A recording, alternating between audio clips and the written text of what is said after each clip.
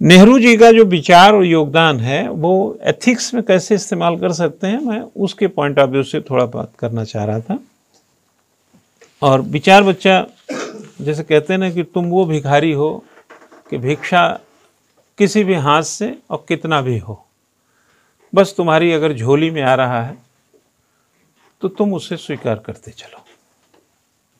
जब तुम रोटी बनाने जाओगे तो तुम इस बात का आटा अलग नहीं कर सकते कि किसके चुटकी में कम, किसके में ज़्यादा और किस जाति किस बिरादरी का आटा मिला हुआ।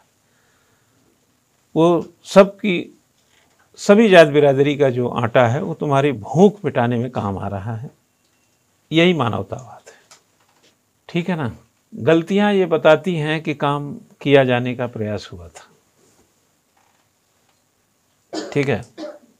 गलतियां यह बता रही हैं कि काम किए जाने का प्रयास किया गया था, और कठिनाइयां ये बताती हैं कि लक्ष्य पाने की ओर तुम्हारे कदम बढ़े तो जरूर थे, और निकलते हुए पसीने जिससे तुम पूरी तरह तरबतर हो, ये इशारा करते हैं कि तुम रास्ते को देर तक तय करने से घबराए नहीं थे। ये कोई ककहरा और पहाड़ा नहीं है कि शुरू करते ही खत्म हो गया।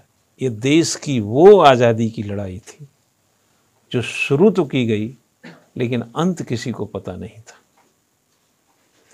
और जब शुरुआत की जाए और अंत का पता ना हो तो यह बताती है कि हिम्मत कूट कूट के भरी थी उनमें। सिविल सर्विसेज में सबको पता है कि 21 से 32 की उम्र होती है, लेकिन क्या बता सकते हैं कि आज़ादी की लड़ाई कितने के बीच हो सकती थी। 1915 में जब गांधी का अफ्रीका से भारत आगमन हुआ तो गांधी जी क्या जानते थे कि 1947 में आज़ादी की लड़ाई हो। अगर मैं सुबह से आपको काम पे लगा दूं और शाम तक कब तक काम करना है बताऊं ही ना, आप जल्दी थक जाएंगे, आपका पेशेंस जवाब दे जाएगा। तो ऐसे पैशनेट और पेशेंस वाले, ऐसे कर्मठ और योगी और हिम्मती लोगों के बारे में बोलने से पहले या तो 10-20 बार साहित्य ठीक से पढ़िए, और नहीं समझ में आया तो चुप रहना सबसे बड़ा फायदा है आपका। वो चाहे सरदार पटेल हों, खैर उनके बारे में तो कुछ बोला ही नहीं जाता, चाहे नेहरू के बारे में या गांधी के बारे में या अंबेडकर के बारे में भी, ये सब परिस्थितियों के कारण जो फैसले हो सकते थे लेने का प्रयास किया गया, और उसी के आईने में आप उसको देखने की कोशिश करें। दूसरा आईना लाएंगे और दूसरों को खड़ा करेंगे, सूरत बदली रहेगी, ठीक है ना। तो जो आपको मिला है ना वो आसानी से नहीं मिला है। आज की तारीख में जब बच्चों के मन में नेहरू के प्रति नफरत भरी जाती है ना, ये हमारी आने वाली पीढ़ियों को बर्बाद करने का एक और शिगुफा है।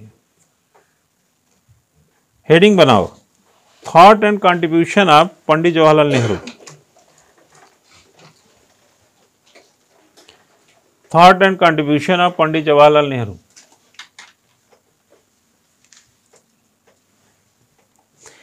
नेहरूज आइडियोलॉजिकल अप्रोच, एक हेडिंग बनाओ।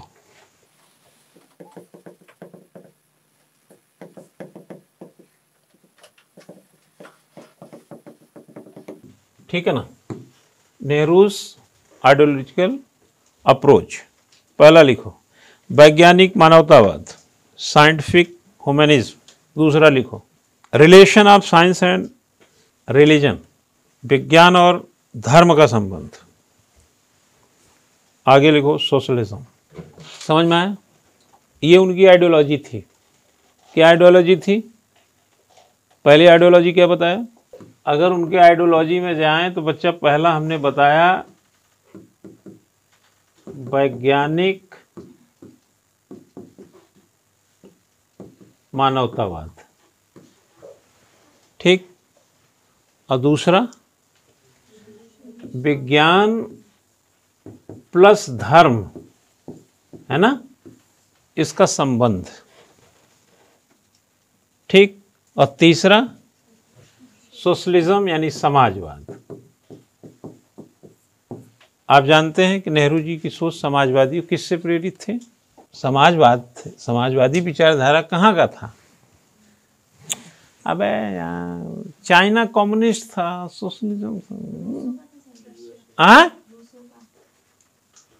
हम वहां नहीं जा रहे हैं, हम सिर्फ रसिया तक जा रहे हैं।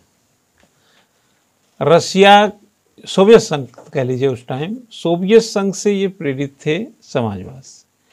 और अमेरिका क्या था? कैपिटलिस्ट था, पूंजीवाद। तो पूंजीवाद और समाजवाद के बीच रंजिश चल रही थी ना। लेकिन हमने क्या अपनाया? हमने चेला गुट निरपेक्ष रहे। और अगर हमारी अर्थव्यवस्था को देखो तो पूंजीवाद और समाजवाद भी है। पूंजीवादी समाज मिश्रित अर्थव्यवस्था, दो तथ्य हैं, पूंजीवादी समाजवादी, सरकारी और निजी।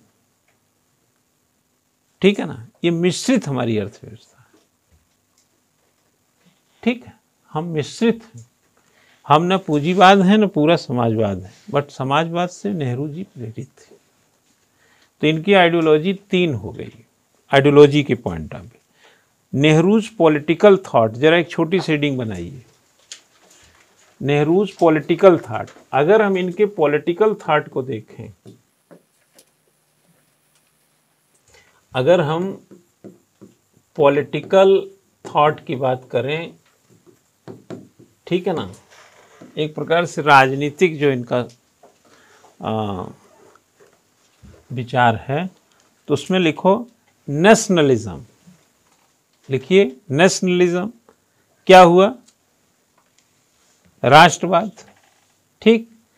और आज हमको सिखाया जाता है क्या? आज क्या हल्ला करते हैं? Nationalism, nationalism. तो नेशनलिज्म आज का है क्या? हैं? अगर आप ना जाने तो लगेगा कि नेशनलिज्म तो अभी परसों पैदा हुआ है।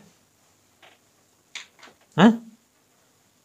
मतलब आपकी पैदाइश पहले हो गई, नेशनलिज्म बाद में आया। आपके दिमाग में तो यही चल रहा होगा। अरे यार, कोई राष्ट्र बिना राष्ट्रवाद के रहता है क्या? हैं?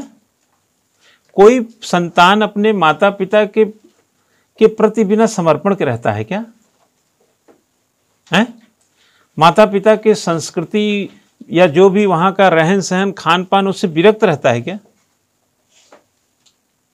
अरे जब भारत में है तो हम भारत में तो रहेंगे, राष्ट्रवादी तो रहेंगे यार, उसमें क्या सोचने की बात है। एक तो उन्होंने नेशनलिज्म बताया, दूसरा डेमोक्रेसी। उनका राजनीतिक विचार में राष्ट्रवाद, लोकतंत्र,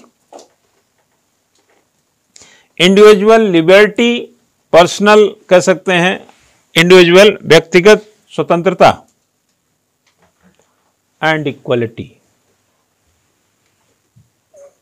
ठीक है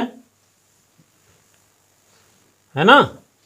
नेशनलिज्म आ गया, डेमोक्रेसी आ गई, इंडिविजुअल लिबर्टी आ गई और इक्वलिटी है। ये नेहरू के पॉलिटिकल थॉट थे। कोई कमी है क्या? उनके पॉलिटिकल थॉट में भी आप देखेंगे, एक हमने क्या बताया? नेशनलिज्म, है ना, राष्ट्रवाद। ठीक। दूसरा बताया लोकतंत्र। तीसरा बताया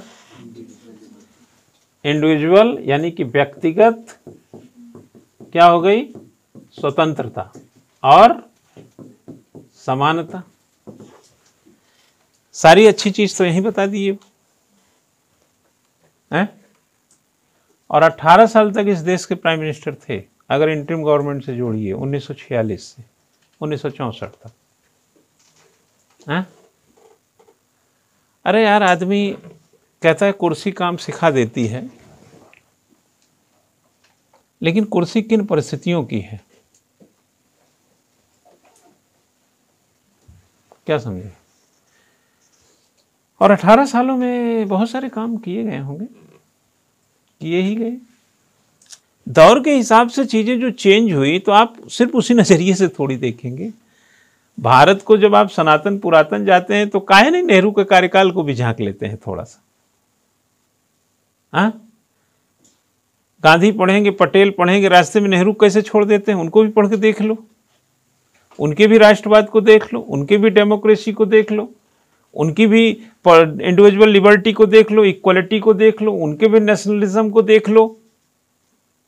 क्यों भाई, उनके भी विज्ञान और धर्म के बीच क्या साठ गांठ बताया, उसको भी समझ लो, उनके भी सोशलिज्म को जरा पढ़ लो।